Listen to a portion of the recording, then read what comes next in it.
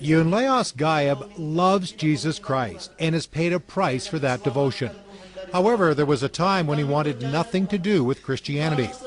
Nyhus was content in being a Muslim and was annoyed with his Christian employer who would share the gospel with him at his car repair shop in Palu City on the island of Sulawesi.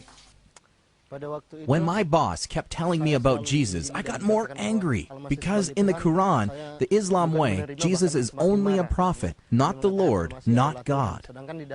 In anger, I said to him, if Jesus is the Lord, call him to me so I could see him. Later that year in 1999, on the last day of Ramadan, a Muslim holiday, Nyhus went from the mosque back to the workshop to repair a van. He thought the job would be simple and quick, so he didn't take proper safety measures. I didn't realize the driver of the van was leaning up against it, and the van started to move, and it came down on me. Nyhus says it happened so quickly he was unable to get out from under the falling vehicle, and his leg got stuck on the jack. I was then unconscious, and during that time I believe two angels came to me and took me to heaven.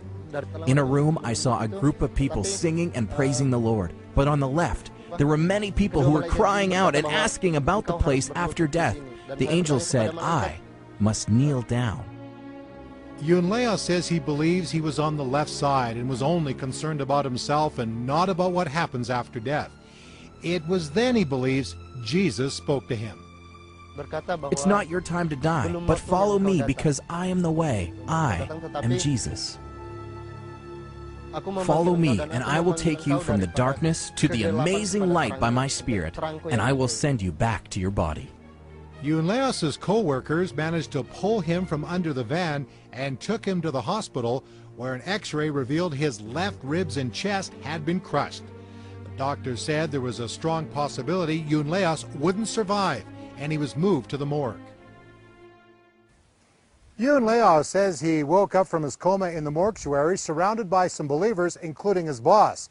The doctors then took 3 x-rays and were amazed that there was no damage to his ribs or his chest. One doctor stated, "It is because of the Lord." After I left the hospital, I felt different in my life. I felt no damage to my body. I felt healthy. Since then, I realized that Jesus was real and true. My boss gave me a Bible and I started to read it. I also read Christian books, but I wasn't a true Christian yet. Nyhus was beaten by Muslims after he was seen going to church. He struck one of the Muslims with a stick and was arrested and jailed. A couple weeks later, Nyhus committed his life to Christ and was baptized.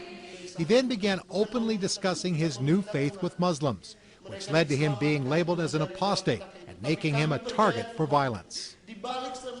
I went back home to my village about 2 hours from Palu City. My family knew I had become a Christian from one of my relatives, and they called me an apostate. Some of the people in my village, the Muslims, said I was an apostate and deceiver and said I must die. One day, I was ministering in my wife's church. It was in the evening and I was praying. On the way home, I was walking with another man from the church, and there was a group of people waiting for me. The person with me ran away because he knew these people were waiting for me. That group of people made a big circle around me. I was in the center. They hit me. They kicked me. They threw rocks at my head. I was like a doll. The attack was so intense. There were so many punches, so many kicks to my body, but then I didn't feel anything from the wounds and injuries on my body. Nyhus has been threatened with death, beaten, kicked out of his home, and disowned by his family because of his decision to follow Jesus. I want to pay a price to minister to Christ. Nyhus and his wife Sawicha are in training at an underground Bible discipleship school in West Java. They are fully aware that their ministry could take them into an area hostile to the gospel. We must live for the Lord, even in danger. We must serve the Lord because He has already paid the price. I made a commitment when I became a Christian, so it's not a big deal for me to go anywhere, even if it's a dangerous place or a dangerous area. He has paid a price for ministering for Jesus. But I said, what about me? I'm from a Christian family. Why can't I do for Jesus like others, like my husband who's from a Muslim background?